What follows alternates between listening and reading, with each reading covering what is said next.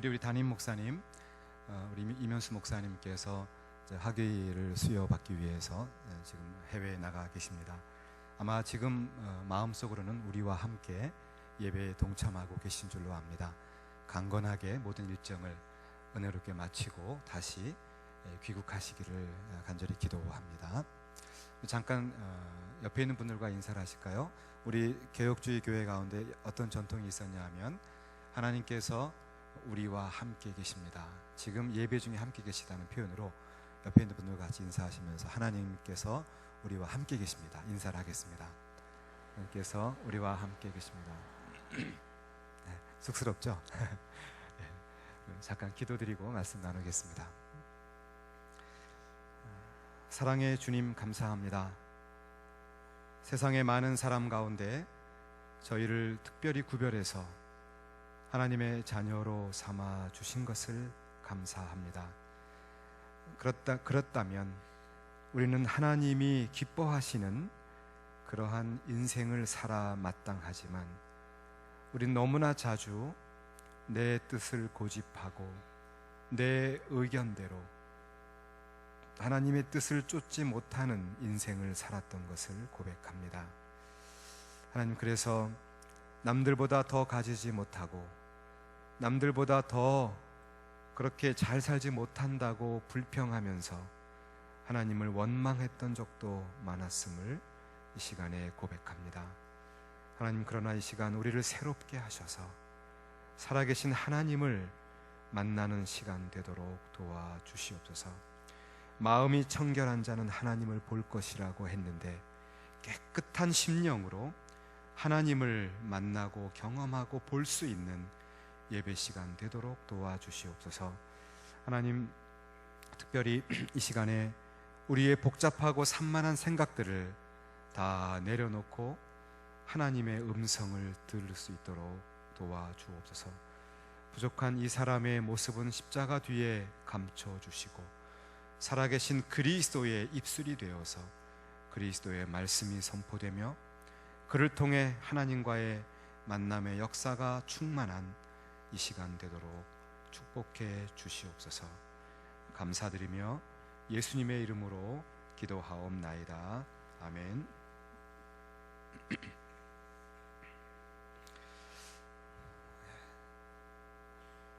제가 일부 시간에도 말씀을 드렸었는데요, 지난 5월에 스승의 날이라고 해서 제 제자 가운데 부부가 저를 찾아온 적이 있었습니다. 둘 다 이제 형제 자매가 다 신학생이었고 결혼을 해서 1살 된 이제 아들을 안고 왔는데 참 반가웠어요. 기뻤고. 그런데 그 애기 엄마 되는 그 조교였던 그 자매가 저를 보더니 갑자기 막 눈물이 글썽해가지고 그렇게 얘기를 했습니다. 1년 만에 봤더니 얼굴이 너무 까매지고 굉장히 늙어 보인다고, 얼마나 힘드냐고 그렇게 말을 하는 것이었습니다. 그 말을 듣고 충격을 받고 집에 가서 아내에게 제발 좀 정직히 말해달라고, 내가 그렇게 늙었냐고 그랬더니 그런 건 아니다 이렇게 얘기하는 것을 제가 들었었습니다. 생각해 보니까 제가 벌써 한국에 공부를 마치고 한국에 들어온 지 12년이 되었어요. 총신내에서 사역을 한 지 12년이 되었고, 그리고 앞으로 남아있는 시간이 65세에 은퇴하는데 남아있는 시간이 한 13, 14년밖에 남질 않았습니다. 딱 지금 절반에 서 있는 것이 제 교수 사역의 지금 시점입니다. 제 마음은 아직도 대학생 같아요. 옛날 이 금곡에 막 다니던 그 시절 같은 마음이 있는데 벌써 세월이 빨리 가요. 51살이 올해 되었는데, 그래서 이제 설교를 준비하면서 생각해 보면 정말 인생 빠르구나 그 생각이 들고요. 뭐 나이 드신 어르신 앞에서 나이 얘기해서 죄송합니다만은 그냥 정말 빠르다는 이상을 갖게 돼요. 그래서 나이가 들수록 옛날 친구들이 그립고 또 옛날 노래를 찾아 듣고 아마 그렇게 되는 것 같습니다. 이렇게 인생을 살아가다 보면 우리가 원하든 원하지 않든 우리는 여러 가지 일들을 만나게 됩니다. 뭐 좋은 일을 만나면 얼마나 좋겠습니까마는 때로는 우리가 의도하지 않는 그런 어려운 고난을 만나기도 합니다.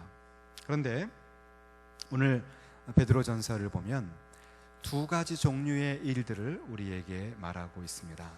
하나는 우리가 그리스도인인 거와 관계없이 우리가 한 허물과 잘못 때문에 만나는 고난을 이야기합니다. 두 번째는 우리가 그리스도인이기 때문에, 우리가 교인이기 때문에 당하는 고난을 또 말하고 있습니다. 그래서 오늘 말씀을 한번 같이 묵상하면서 하나님의 뜻과 내 뜻이 무엇인가 같이 은혜를 나누고 싶습니다. 오늘 이 베드로전서를 받는 수신자들은 로마 시대에 살던 흩어진 나그네들인데 굉장히 아주 극심한 박해를 받고 있었습니다. 그들은 로마 제국하에서 정말 오늘날 그 IS에서 이슬람 단체 IS 아시죠? 거기서 하는 끔찍한 그런 일들을 당하면서 살아갔던 성도들이에요. 그래서 그들을 베드로 사도가 격려하고 위로하면서 오늘 편지를 보낸 것이 바로 베드로전서와 후서가 됩니다. 그런데 오늘 본문 4장 15절을 보시면 그리스도인들이 이런 일 때문에는 고난을 받아서는 안 된다라고 하는 것을 네 가지 말하고 있습니다. 첫째는 살인이고, 둘째는 도둑질, 셋째는 악행, 넷째는 남을 간섭하는 일. 이 네 가지는 이것 때문에 고난을 받아서는 안 된다, 이런 말씀이 됩니다. 저는 오늘 한국 그리스도인들이 당하는 일들이 그러지 않기를 원하지만 사실 적지 않은 많은 부분이 바로 이런 이유 때문에 어려움을 당하고 있다고 느끼게 됩니다. 15절에 보시면은 살인을 해서 그 결과로 고난을 받지 말아라, 이렇게 말합니다. 여러분이나 저나 살인할 일이 있겠습니까마는, 그러나 우리 장로교회의 기초를 놓았던 존 칼빈이 그의 기독교 강요라고 하는 책에서 이렇게 말해요. 이 살인하지 말라고 하는 말은 그냥 부정적으로 살인을 하지 않도록 피하라는 말이 아니라 적극적으로 다른 사람의 생명을 지키고 보호하기 위해서 적극적으로 살아야 한다, 이것을 의미한다고 해석을 해 주었습니다. 아주 중요한 해석입니다. 그리고 요한일서 3장 15절을 보면은 그 형제를 미워하는 자마다 이미 살인을 한 것이다, 이렇게 엄청나게 말해주고 있습니다. 그래서 다른 사람을 미워하는 것은 살인하는 것인데, 미워하는 것 때문에, 그 때문에 파생되는 모든 어려움은 주님을 위한 것이 아니라는 것이에요. 그런 고난은 받아서는 안 된다, 이것이 베드로의 이야기입니다.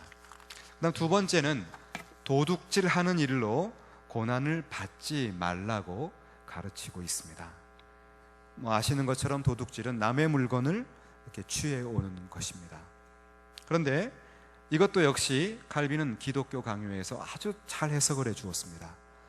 남의 물건을 취하는 것뿐만이 아니라 어떤 권력과 권세가 있는 사람이 그렇지 않은 아래에 위치해 있는 사람을 강압을 하는 것도, 이것도 도둑질이라는 것이에요. 또 반대로 다른 사람에게 고용된 사람이 자신을 고용한 사람들의 재산과 혹은 물건들을 막 손해가 되도록 게으르게 행동하고 사는 것도 도둑질하는 것이다, 이렇게 아주 중요한 해석을 해 주었습니다. 그래서 그러한 일을 해서 벌어지는 그 결과는 주님 때문에 당하는 고난이 절대 아니다, 그런 일은 피해라, 이런 말씀입니다. 그 다음에 세 번째는 악행을 행해서 고난을 받지 말아라, 이렇게 베드로는 가르치고 있습니다. 그런데 여기에 등장하는 이 악행이라고 하는 말이 참 해석이 어렵습니다.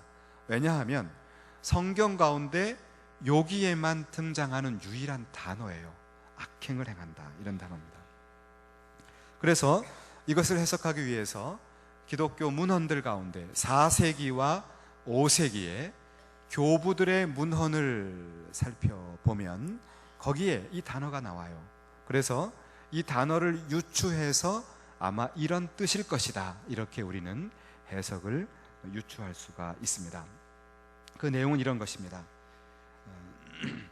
자기 일이 아는 일에 간섭한다. 이제 그런 말은 누가 결혼을 했는가, 결혼을 안 했는가, 누가 자녀를 두었는가, 누가 아내를 잘 대하고 있는가, 누가 아내를 함부로 대하면서 학대하고 있는가, 누가 다투고 있는가, 어느 가정이 평안하고 어느 가정이 그렇지 않은가 등등, 이러한 일들을 가지고 말을 하는 것을 자기 아닌 일에, 남의 일에 간섭한다, 이렇게 4세기 5세기의 문헌에 기록되어 있다는 것입니다. 그래서 이 단어가 아마도 그런 단어일 것이다, 이렇게 해석할 수 있습니다.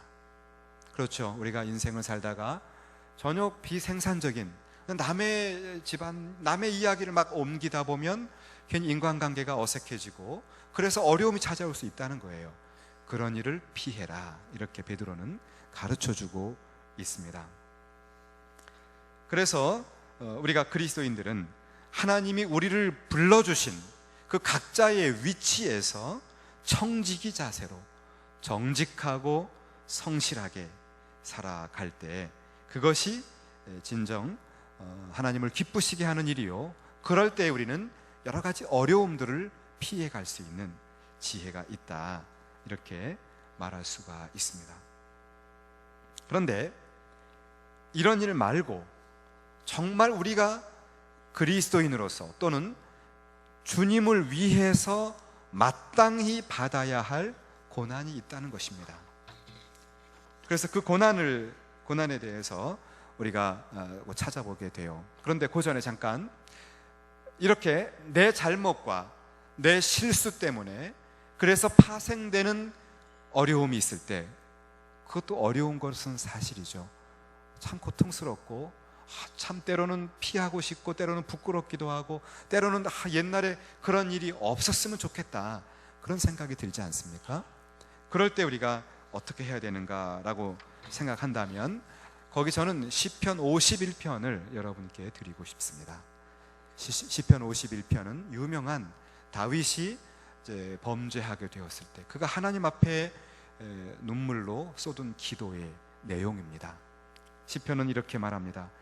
주의 얼굴을 내 죄에서 돌이키시고 내 모든 죄악을 지워 주십시오, 이렇게 바울은 기도합니다.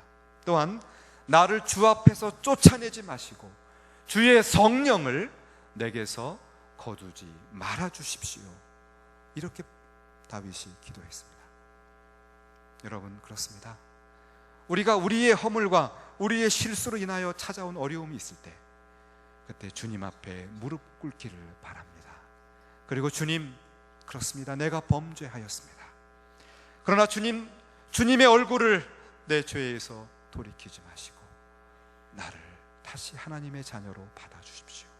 주의 성령을 내게서 거두지 마시고 주의 정직한 영으로 나를 새롭게 하여 주시옵소서. 이렇게 주님 앞에 설 때 다윗은 다시 하나님의 자녀의 영광스러운 삶을 살 수가 있었습니다.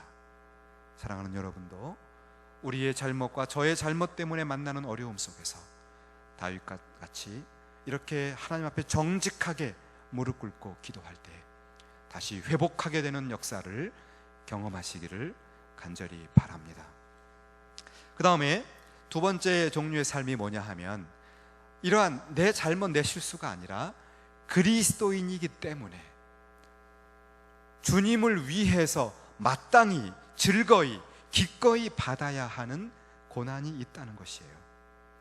그래서 베드로는 4장 13절에서 그러한 고난에 참여할 때에 그것을 즐거워해라, 기꺼이 그것을 받아라, 이렇게 말하고 있어요. 오늘 제 설교의 강조점은 바로 여기 있습니다. 도대체 그것이 무엇이길래 우리가 그러한 인생을 기꺼이 살아야 할 것인가? 그러면 우리가 이렇게 주님을 위해서 당하는 고난이 많이 있을 것입니다. 신약에도 많이 나오죠.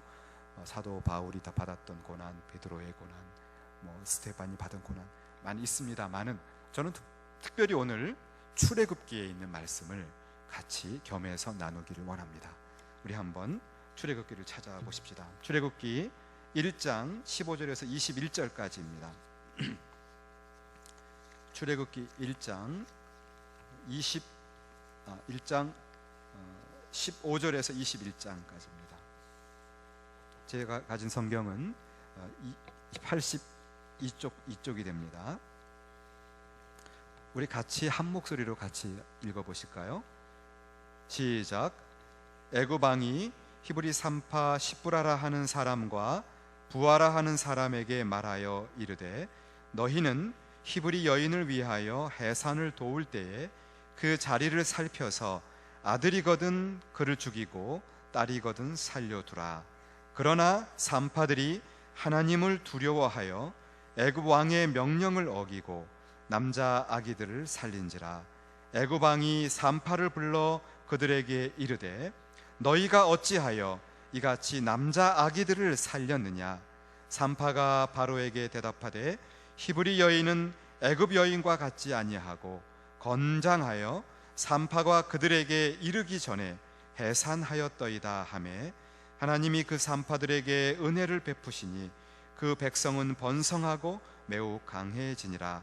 그 산파들은 하나님을 경외하였으므로 하나님이 그들의 집안을 흥왕하게 하신지라. 여기까지입니다. 우리가 읽은 지금 말씀을 자세히 보시면은 처음에 나오는 15절과 16절은 이 문장의 주어가 애굽 왕 바로입니다. 그리고 17절은 주어가 산파들이에요. 그리고 다시 18절은 주어가 애굽 왕 바로입니다. 그렇게 문장이 진행돼 가고 19절에서는 다시 산파가 주어로 나옵니다. 이처럼 애굽 왕 바로가 말하고 산파가 등장하고 애굽 왕 바로가 말하고 산파가 등장하는 대화식으로 문장이 진행됩니다. 그리고는 20절과 21절에 전혀 뜬금없이 제3자가 등장하는데 그 주어가 누구입니까? 하나님이시죠. 지금 대화는 애굽 왕과 히브리 산파, 애굽 왕과 산파 대화가 진행되다가 갑자기 제3의 등장인물 하나님이 등장하면서 전체 문단이 끝나게 되어 있습니다. 굉장히 중요한 의미를 갖고 있습니다. 당시 애굽 왕은 이집트의 피라미드와 스핑크스를 건설할 수 있는 세계 최강국이에요. 날아가던 새도 떨어뜨리는 사람이 애굽의 왕 바로, 파라오라고 하죠. 바로입니다. 그런가 하면 히브리 여인은 누굽니까? 그 애굽 밑에서 종살이하던 히브리 사람입니다. 노예예요. 그건 더군다나 그 당시 인간적인 대접도 받지 못하는 여성이었고요. 직업도 그렇게 썩 왕비, 귀족 부인이 아니라 산파, 아기를 받는 그저 평범하거나 평범 이하의 그런 직업을 가진 분이 바로 산파였습니다. 그런데 이 둘의 내용을 보면 엄청난 일이 벌어지고 있어요. 애굽 왕은 히브리 여인에게 히브리 사람이 아이를 낳거든 아들이면 죽여버려라. 이 얼마나 엄청난 일입니까? 히브리 사람이 노예 생활하는 것도 억울한데 아들을 낳으면 죽여버리라는 거예요. 여러분, 우리가 일본의 식민지배를 받았지만 그 아주 혹독한 식민지배를 35년, 6년 받았지만 그때도 조선 사람이 아들을 낳으면 죽여라 이런 정도까지는 아니었어요. 그런데 지금 히브리 사람들은 얼마나 고통스러운 일을 당하고 있습니까? 여기에 대해서 시편 기자는 89편 46절에서 이렇게 노래하는 것이 이거와 잘 맞습니다. 여호와여 언제까지니까? 언제까지 스스로 영원히 숨기시리까? 마치 그 순간은 하나님이 숨어 계신 것 같다는 얘기예요. 하나님의 얼굴이 우리를 보는 것 같았는데 그 히브리 산파들의 그 순간에는 하나님이 숨어 계신 것 같고 안 계신 것 같은 두려움이 있다는 말입니다. 그런데 여러분, 이 히브리 산파들이 당하는 고통은 그 이상입니다. 이것은 하나님 나라의 관점에서 보면 더더욱 고통스러운 일입니다. 창세기 3장 15절을 보시면은 하나님께서 아담의 범죄 이후에 구원의 원시 복음을 주시죠. 여인의 후손이 나와서 너를 구원하게 될 것이다. 여인의 후손을 예언해 줍니다. 그리고는 창세기에 오면 특별히 한 민족을 택해서 부르시는데 바로 아브라함을 택한 겁니다. 아브라함의 자녀가 하늘의 별처럼 바다의 모래처럼 많아질 것이다. 그렇게 이 약속을 하시면서 그 일을 이루기 위해서 아브라함의 자손 가운데 구원자가 올 것이다. 메시아를 예언하고 있습니다. 그래서 이스라엘 사람들, 히브리 사람들은 그 어려움과 고난 속에서도 희망을 잃지 않고 사는 것은 언젠가 여인의 후손 아브라함의 자손 가운데 우리를 구원할 메시아가 올 것이다. 하나님의 나라가 반드시 이루어질 것이다. 그거를 믿고 살아가는 사람들이 히브리인들입니다. 그런데 오늘 성경을 보면 어떻습니까? 아들을 낳으면 죽여버려라. 하나님의 나라가, 메시아의 도래가 있을 것이 원천적으로 위협을 받고 있는 그런 위기의 순간이 찾아온 것입니다. 이것은 마치 신약시대에 예수님 탄생 당시에 동방박사가 경배하러 왔을 때 헤롯 왕이 2살 이하의 아이들은 다 죽여버려라. 똑같은 상황이 이미 출애굽기에 있었던 것이에요. 그것은 무슨 얘기냐 하면 이 땅의 여인의 후손으로, 아브라함의 후손으로 이 땅에 오셔서 우리를 구원하시고 우리를 죄와 사망에서 구원하실 그 구원자가 오실 그 길이 원천적으로 위협받고 있다는 것이에요. 하나님의 나라에 대한 세상의 나라의 도전입니다. 그 절대절명의 순간을 히브리 산파들은 맞고 있는 것입니다. 그런데 17절에 보면 놀라운 일이 벌어집니다. 그 여인들은 자신의 생명을 위협하는 그 애굽의 왕을 두려워하는 것이 아니라 17절에 누구를 두려워한다고 합니까? 17절에 하나님을 두려워한다고 하고 있습니다. 사랑하는 금곡교회 성도 여러분, 저나 여러분이나 연약한 인간이에요. 인생을 살다 보면 우리 앞에 찾아오는 두려운 일들이 있습니다. 세속화의 파도가 찾아오고, 경제적인 압박이 찾아오고, 육체적인 질병이 어느 날 갑자기 초대하지 않은 손님처럼 찾아올 수도 있습니다. 부부간의 관계가 깨지고, 혹은 부모와 자녀 간의 관계가 흔들릴 수도 있습니다. 여러 쇠파가 올 수 있어요. 그런데 중요한 것은 우리가 주님의 일을 하다가 당하는 고난은 더더욱 어렵다는 사실입니다. 주님은 우리에게 말씀하십니다. 사람이 두 주인을 섬길 수 없다. 하나님을 섬기거나 맘몬, 세상을 섬기거나 둘 중에 하나밖에 없다는 것입니다. 그런데 이 히브리 여인 시브라와 부하는 하나님을 경외하면서 하나님을 택했습니다. 내 뜻이 아니라, 나를 위협하는 세상의 뜻이 아니라 하나님의 뜻을 택했습니다. 그럴 때 17절에 보시면 그들이 이집트 왕의 명한대로 행하지 않았다라고 하면서 20절에 하나님은 그 산파들에게 은혜를 베푸셨다 이렇게 말하고 있습니다. 애굽의 왕의 명령을 어기고 하나님을 경배했을 때 그들에게는 어려움이 찾아와서 그들은 망했다, 그게 아니에요. 하나님을 택하고 하나님을 경배하기로 했을 때 하나님이 그들에게 은혜를 베푸셨더라. 우리 한번 찾아볼까요? 21절,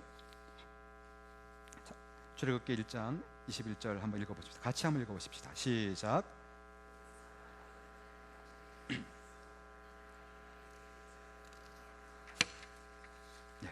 이 본문을 잘 원문을 보시면은요, 두 개의 문장으로 되어 있는데 주어절은 뒷부분입니다. 뒷부분의 주어는 하나님이 그들의, 즉 바로 왕을 택하지 않고 여호와를 택했던 그 시브라와 부하, 그리고 그 이스라엘 히브리인들의 가정을 흥왕하게 하셨다. 흥왕하게 하신 주체는 하나님입니다. 그런데 거기에 대한 조건이 있어요. because라고 하는 그런 부사로, 접속을 이끌어 나가는 부사로 쓰여진 것이 있는데, 왜냐하면 그들이 하나님을 경외했기 때문에, 이렇게 돼 있어요. 그게 조건적인 부사절이 있습니다. 그들이 하나님을 경외했기 때문에 하나님께서는 그들을 흥왕하게 하셨더라. 사랑하는 금곡교회 성도 여러분, 우리가 예수를 믿고 살아갈 때 얼마나 우리에게 어려움이 찾아옵니까? 하나님을 택할지 바로를 택할지. 우리가 하나님을 택할 때 우리에게는 때로는 왕따가 될 수도 있고, 때로는 경제적인 손해가 올 수도 있고, 때로는 이런저런 어려움이 찾아올 수가 있습니다. 고독할 수도 있습니다. 그런데 중요한 것은 그러한 순간에 하나님이 여러분을 찾아온다는 사실입니다. 우리는 하나님을 경외하기로 마음을 먹으면 하나님께서 우리에게 찾아오셔서 여러분과 우리의 가정을 흥왕하게 하실 줄로 믿습니다. 금곡교회 성도 여러분, 여러분의 가정이 흥왕하기를 예수의 이름으로 축원합니다. 금곡교회가 흥왕하게 되기를 간절히 소망합니다. 한국교회가 다시 일어서서 옛날처럼 부흥의 경험을 회복하기를 간절히 소망합니다. 그러기 위해서는 하나님을 경외하는 것입니다.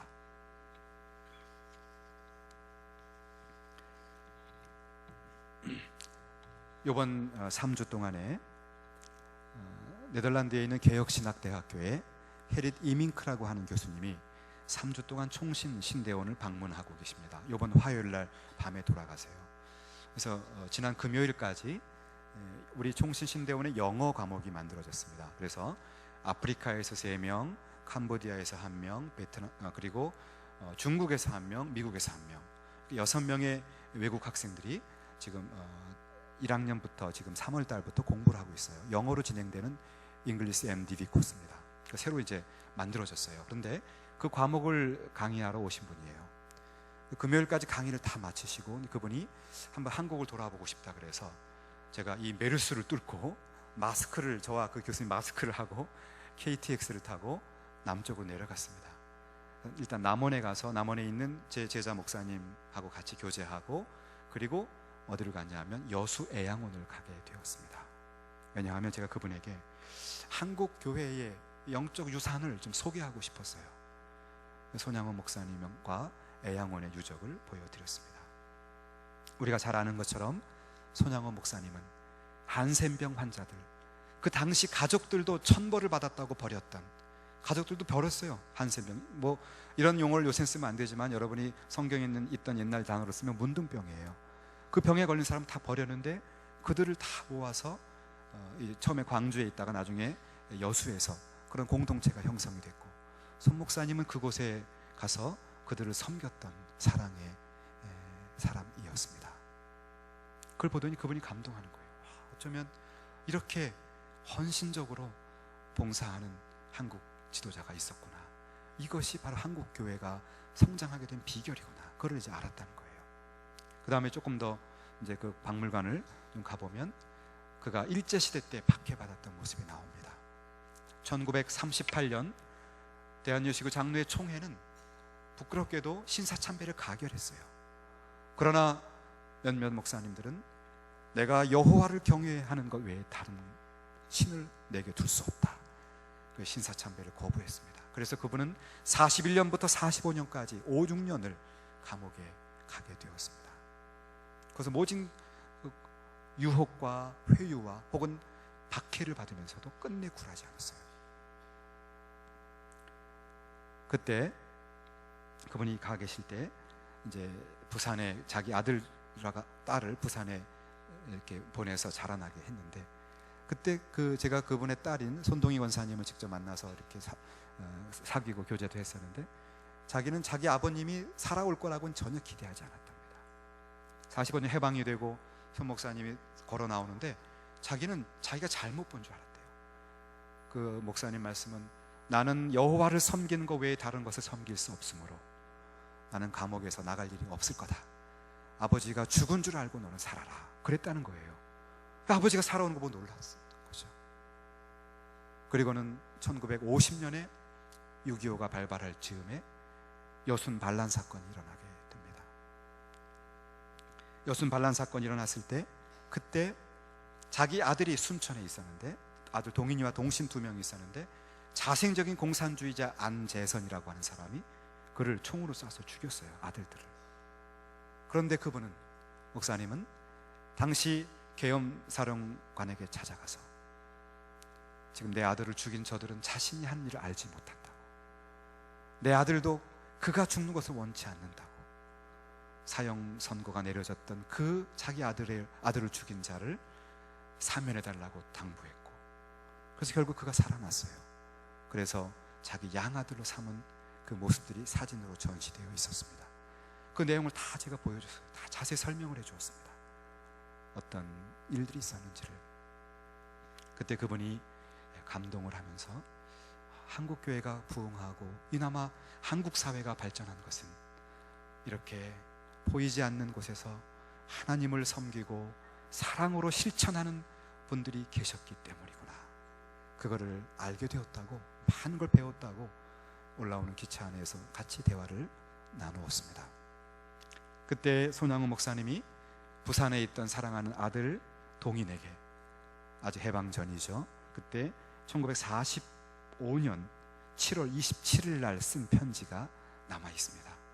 그 박물관에 가보시면 그 손 목사님과 장로님들이 서로 주고받은 사랑의 편지들이 다 보관되어 있습니다.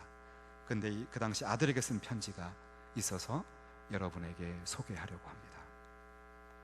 사랑하는 아들 동인에게, 먹고 입는 것이 귀해졌다 하여 마음까지 잃지 말아야 하고, 음식을 잘 먹는 것보다 마음을 잘 먹는 것이 좋고, 의복으로 몸을 단장하는 것보다 선행을 옷 입듯 할지니라.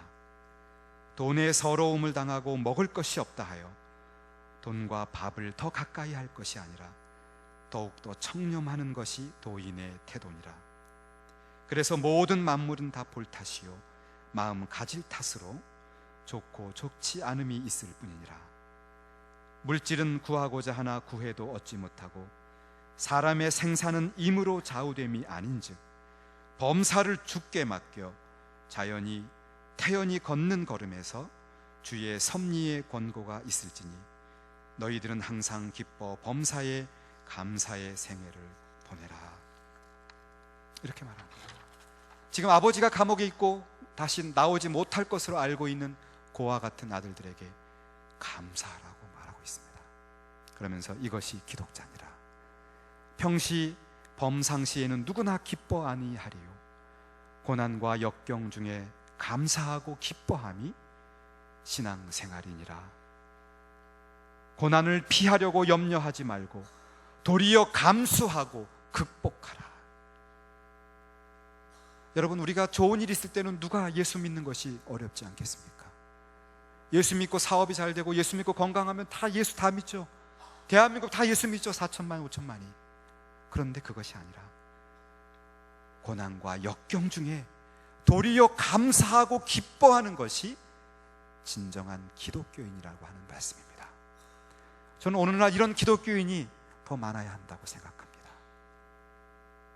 예수 믿기 때문에 당하는 어려움을 오히려 감사하고 기뻐하면서 묵묵히 주님 앞에 서는 여러 금곡교회 성도들이 되시기를 간절히 축원합니다.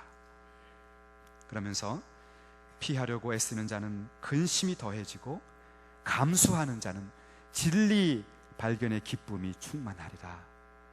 고난을 감수하니 마음속이 낙원이요 만사를 극복하니 용사보다 강성하도다.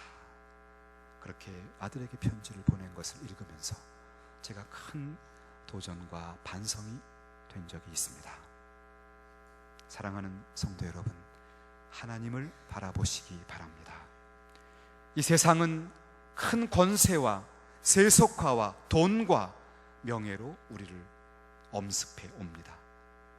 그러나 그 가운데도 하나님을 경외하고 하나님의 몸된 교회를 섬기는 인생을 살아가실 때 하나님이 십부라와 부하의 가정처럼 여러분을 흥왕하게 하실 줄로 믿습니다.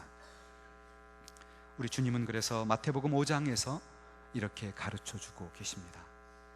의에 줄이고 목마른 자는 복이 있다. 저희가 배부를 것이다. 의를 위하여 핍박을 잡는 자는 복이 있다. 천국이 저희 것이다. 천국이 저희 것이다. 나를 인하여 너희를 욕하고 핍박하고 거짓으로 거스려 모든 악한 말을 할 때에는 너희에게 복이 있다. 기뻐하고 즐거워하라. 하늘에서 너희의 상이 크매니라. 너희 전에 있던 선지자들을 이같이 핍박하였느니라. 주님의 말씀처럼 어떤 상황 가운데도 기뻐하면서 하나님의 뜻을 실천해 가시는 여러분과 저희가 되시기를 간절히 축원합니다. 이제 말씀을 정리하겠습니다. 베드로전서를 보면 인생을 살아가면서 우리가 어려움을 만나는 두 가지 경우를 말해주고 있었습니다.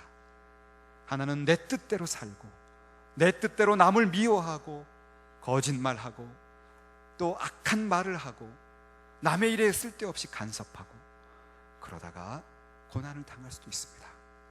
그도 고통스러운 일입니다. 그렇다면 우리는 그 순간 하나님 앞에 무릎 꿇고 하나님, 주의 얼굴을 나에게 돌리지 마십시오. 주의 성령을 내게서 떠나게 하지 마시고 나를 주님의 정직한 영으로 새롭게 하여 주십시오. 이렇게 하나님 앞에 회복되시기를 바랍니다. 두 번째는 주님의 이름으로 우리가 주님을 위해서 당하는 고난이 있을 때 그때는 기꺼이 그 고난의 길로 들어서라는 겁니다. 결단하고 그것을 택하라는 것이에요. 그랬을 때 시프라와 부하의 출애굽기 기사처럼 그들이 애굽 왕보다 바로보다 여호와를 경외했을 때 하나님이 그로 인하여 그 때문에 그의 집안을 흥왕하게 하신다고 말씀하셨습니다. 오늘날처럼 세속화되고 오늘날처럼 기독교의 이름이 명예가 땅에 떨어지고 오늘날처럼 예수 믿는 것이 쉽지 않은 일이 흔하지 않다고 생각을 합니다. 그럴 때마다 우리는 시선을 남에게 돌릴 필요 없이 나 자신을 하나님 앞에 바로 세우고 그리고 주님 앞에서 주님, 이제부터 나는 바로가 아니라 이집트의 왕이 아니라 여호와 하나님을 내가 택하겠습니다. 그분의 뜻에 맞는 삶을 살겠습니다. 결단할 때 하나님께서 여러분의 가정을 흥왕케 하신다는 말씀입니다. 꿋꿋하게 서십시다. 몰려오는 세속화의 파도와 몰려오는 세상의 파도에 휩쓸리지 말고 올곧게 바로 서서 하나님의 뜻을 실천해 나가십시다. 그리할 때에 우리 임마누엘 하나님께서 우리와 함께 하시고 우리의 가정과 우리의 교회와 한국 사회를 다시 회복시켜 주실 줄로 믿습니다. 그렇게 하기로 다짐하는 여러분의 인생 위에 성부와 성자와 성령님의 은혜가 충만하시기를 축원합니다. 기도하십시다.